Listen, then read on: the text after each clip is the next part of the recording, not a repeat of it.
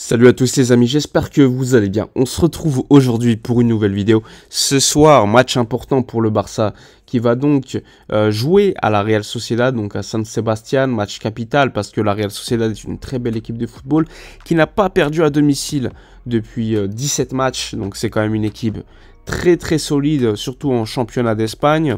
Et en plus, le Barça vient quand même d'une série compliquée avec notamment la défaite lors du Classico, donc le Barça a besoin d'engranger des points. On va parler de ça, on va également parler donc des retours de blessures ou pas, on va également revenir sur le classement du Ballon d'Or avec le détail des votes. Bref, on va évoquer pas mal de sujets assez intéressants, un petit peu de mercato également, fin de vidéo. Donc allons-y, donc le match du Barça ce soir contre la Real Sociedad. Un Barça, comme je vous l'ai dit, qui sort d'une défaite en Classico. Donc il y avait des questions concernant le retour ou non de certains joueurs. Alors, retour de Pedri qui a eu l'autorisation médicale hier, on s'y attendait. Donc normalement ce soir, Pedri devrait jouer une vingtaine de minutes. Ensuite, il y aura le match de Ligue des Champions à Donetsk. Donc là aussi, il devrait avoir un petit peu plus de temps de jeu, mais pas titulaire. Et ensuite, à partir du match suivant, là, il aura beaucoup plus de temps de jeu. Il sera titularisé puisqu'il aura repris le rythme, ce qui est assez logique. Il y a également la question de Frenkie de Jong. Alors Frenkie, lui, n'est pas convoqué pour le match puisqu'il a ressenti encore une fois cette douleur à la zone de la cheville, puisque lui, c'est pas une blessure musculaire mais une blessure ligamentaire, là, donc c'est une question de douleur ou pas. Et il y avait une question pour le Classico, est-ce qu'il fallait qu'il se fasse infiltrer pour jouer? Finalement, le Barça a été très patient avec lui et a préféré ne pas prendre de risques. Donc lui, à la base, on s'y attendait, hein. C'était une absence d'1 mois et demi pour De Jong. Ça va se transformer en une absence normalement de 2 mois, puisque comme il y aura la trêve internationale, le Barça, ne voulant pas qu'il aille la jouer avec les Pays-Bas, eh bien, le joueur devrait patienter l'après-trêve internationale pour pouvoir revenir et jouer de manière normale avec ses coéquipiers. Donc, personnellement, j'estime que c'est la meilleure solution pour le cas de De Jong. Encore une fois, ça sert à rien de se dépêcher pour Frenkie de Jong et le voir, encore une fois, avoir des douleurs. Il faut patienter, surtout que là, les matchs qui suivent, normalement, à part le match de ce soir qui est compliqué, c'est des matchs assez accessibles pour une équipe, pour le Barça. Donc, personnellement, je trouve ça assez légitime de le faire reposer. Donc, comme je vous l'ai dit, il y a également les questions relatives aux détails du classement du Ballon d'Or, hein, puisque, je ne sais pas si vous l'avez vu, mais France Football aujourd'hui est sorti.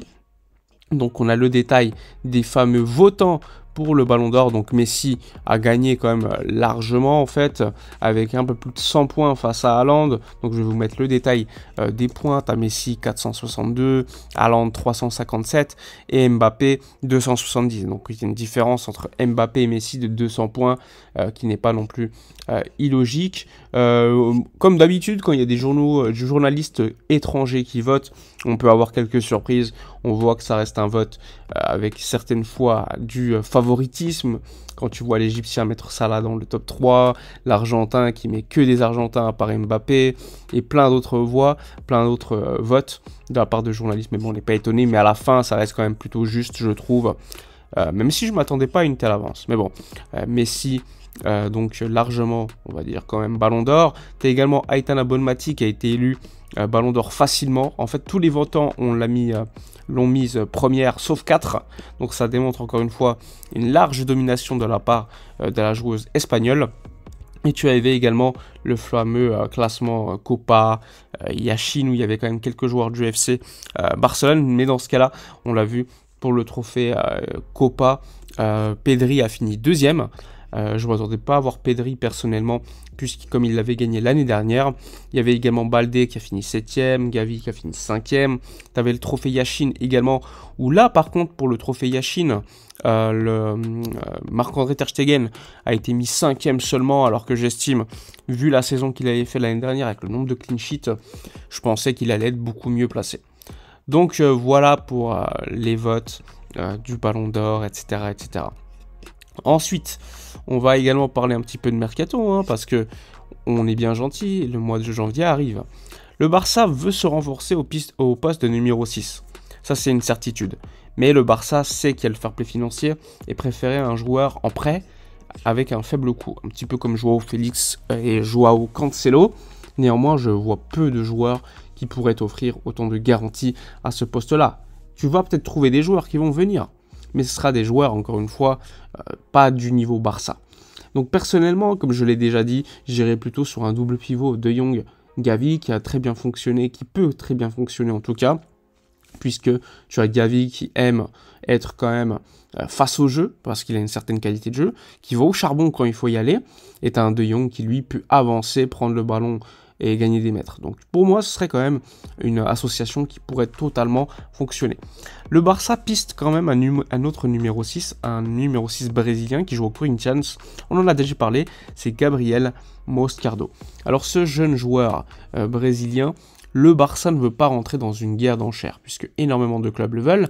À la base, le Corinthians voulait le vendre au mois de janvier, mais finalement, le Barça a gagné, entre guillemets, un petit peu plus de temps, et son dossier devrait être ouvert finalement en été, où là tu auras des clubs assez grands comme Chelsea, etc., qui pourraient entrer dans la course. Ça va faire augmenter évidemment le prix du joueur, sauf si le joueur reste clair et dit que son club, c'est le Barça. Donc là aussi, ça dépend énormément du choix du joueur, comme on l'a déjà vu pour plein d'autres cas.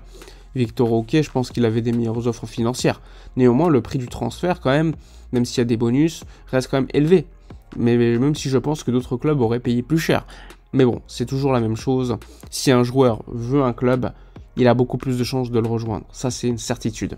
Donc il faudra suivre le cas Moscardo pour le poste de numéro 6. Le cas également Victor Roque, puisque dans 2 semaines, maximum, le Barça va devoir notifier au joueur si au mois de janvier, il viendra ou s'il faudra attendre pour lui l'été. Normalement, ce serait beaucoup plus favorable en termes de fair play financier de faire venir Victor Roque en janvier, puisque comme c'est la moitié de la saison, tu as moins besoin de fair play pour l'enregistrer. Alors que si c'est le début de la saison, là, tu dois l'enregistrer totalement et non pas seulement pour 6 mois. Donc c'est beaucoup plus difficile.